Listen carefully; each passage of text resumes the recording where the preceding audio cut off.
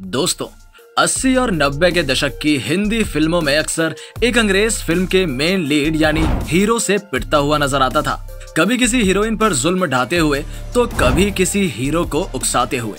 कभी कभी तो ऐसा मालूम होता था जैसे ये शख्स हीरो से सिर्फ पिटने के लिए ही बना हो। आइए देखें कौन है ये शख्स जिसके छोटे छोटे रोल्स भी इतने इम्पैक्टफुल थे। नेगेटिव किरदार की दमदार प्रस्तुति करने वाले ऑस्ट्रेलियाई सिविल इंजीनियर बॉब क्रिस्टो का बॉलीवुड फिल्मों से वास्ता कैसे हुआ?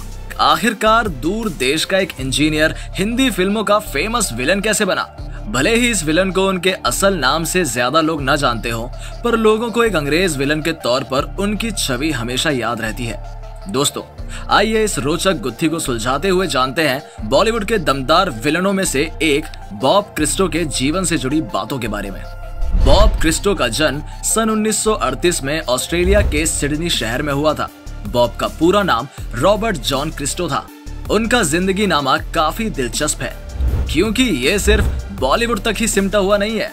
करीब 5 साल की उम्र में बॉब अपने पिता के साथ अपनी दादी और बुआ के पास रहने के लिए जर्मनी चले गए। दोस्तों अगर आप गौर करें तो ये वो वक्त था जब वर्ल्ड वॉर चल रहा था। ऐसे खतरनाक माहौल में उनका बचपन बीता था। आगे चलकर बॉब ने पढ़ाई के साथ साथ थिएटर में भी काम किया।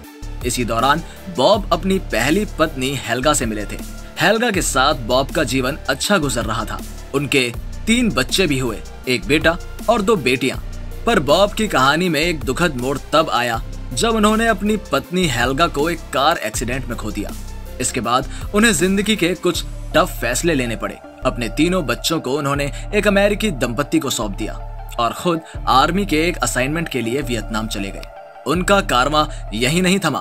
उन्होंने Seychelles, Hong Kong, Oman, south Africa से लेकर जिम्बाब्वे तक का सफर तय किया। आप सोच रहे होंगे अब तक कि उनकी लाइफ और बॉलीवुड का तो कोई कनेक्शन नहीं मिला, फिर ये ऑस्ट्रेलियन सिविल इंजीनियर यहाँ कैसे पहुंचा? हुआ यूं कि जिम्बाब्वे में रहने के दौरान एक मैगजीन कवर पर बॉलीवुड अभिनेत्री परवीन बॉबी की तस्वीर देखी थी। इसके बाद से बॉब परवीन बॉबी की खूबसूरती के कायल हो गए। यहाँ से उनकी दिलचस्पी भारत और बॉलीवुड में शुरू हुई।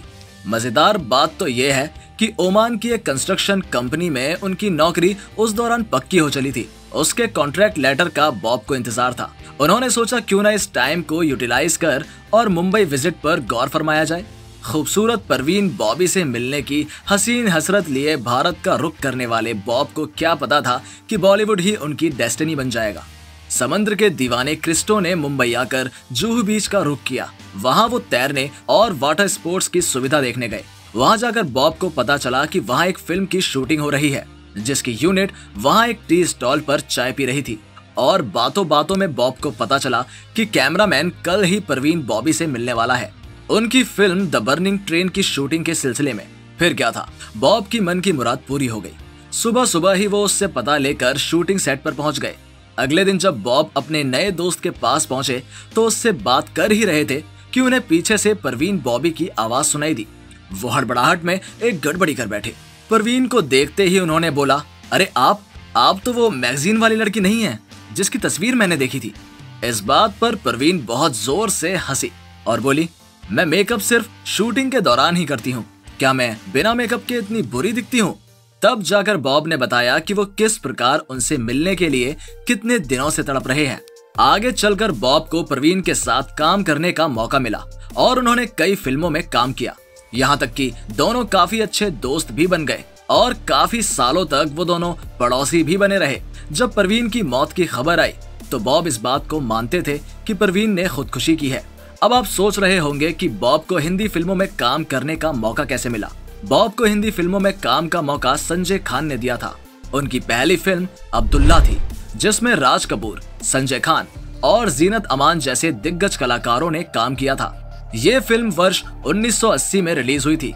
इस फिल्म में बॉब ने एक जादूगर का किरदार अदा किया था जो डैनी के लिए काम किया करता था। यहाँ से शुरू हुआ एक ऑस्ट्रेलियन सिविल इंजीनियर का बॉलीवुड में सफर। फिर तो फिल्मों की झड़ी सी लग गई। इसके बाद उन्होंने गैंगस्टर, जालिम British officer, corrupt police officer, डकैत, सुपारी, किलर जैसी फिल्मों में काम किया। बॉब ने करीबन 200 से ज्यादा फिल्मों में काम किया है।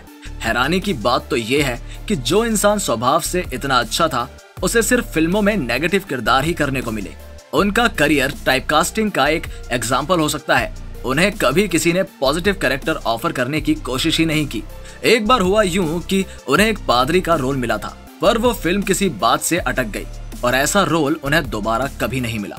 बॉब की दूसरी फिल्म कुर्बानी एक हिट साबित हुई थी, जिसके बलबूते उन्हें एक तेलुगु फिल्म का ऑफर भी मिला। इस फिल्म के हीरो थे चिरंजीवी और एनटी रामाराव। इसके बाद तो हिंदी फिल्म जगत ही नहीं, बाद में साउथ इंडियन फिल्मों में भी अपनी जगह बना ली। बॉलीवुड में छोटे छोटे किरदारों से अपने लिए एक मुकाम हासिल करने वाले सिविल इंजीनियर क्रिस्टो ने कुछ इस तरह अपने लिए एक मुकाम हासिल किया। भले ही उनके नाम से उन्हें बहुत कम लोग जानते हैं, पर दर्शकों, कालिया फिल्म में अमिताभ बच्चन के साथ हुई उनकी जेल की फाइट को शायद ही कोई सिने प्रेमी भूल पाएगा। कालिया के बाद फिल्म मर्द, जो 1985 में आई थी, इसमें उन्होंने एक अंग्रेज ऑफिसर साइमन का रोल अदा किया था। यही नहीं, बॉब ने टीवी जगत में भी काम किया। Show the sword of Tipu Sultan, जो कि 1990 में आया था, उसमें भी इन्होंने काम किया। संजय खान के इस टीवी शो में उन्हें एक अंग्रेज ऑफिसर का रोल दिया गया। आपको बता दें, संजय खान और बॉब की दोस्ती काफी गहरी थी। बॉब की पहली पत्नी हेल्गा की मौत के बाद उन्होंने दूसरी शादी नरगिस से की। नरगिस से उन्हें एक बेटा है, जिसका नाम सुनील क्रिस्टो है। फिल्मों में अपनी एक जबरदस्त पहचान बनाने के बाद बॉब बेंगलोर शिफ्ट हो गए थे। आज भी बॉलीवुड में उनका नाम काफी आदर से लिया जाता है।